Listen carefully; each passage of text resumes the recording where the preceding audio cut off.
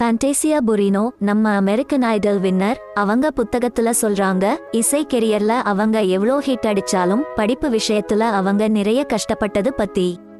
Life is not a fairy tale என்கிற புத்தகத்துல அவங்க தங்க வாழ்க்கையின் சவால்களையும் நம்பிக்கையையும் குடும்பத்தின் மகத்துவத்தையும் பகிர்ந்திருக்காங்க.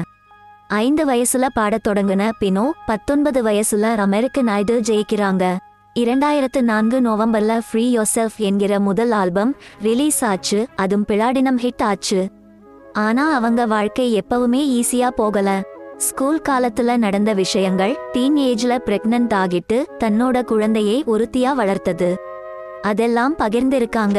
எல்லாம் பேசுறாங்க. கடவுளை நம்புவது, குடும்பத்தின் வலியும் திறனும் எப்படித்தான் அவங்களை ஸ்டார்டம் வரைக்கும் கொண்டு வந்துச்சு என்று முற்றுப்புள்ளி பினோவின் வாழ்க்கையும் அவங்க அம்மாக்களின் வாழ்க்கையும் குடும்பத்து பெருமையையும் நமக்கு சூப்பரா காட்டுது.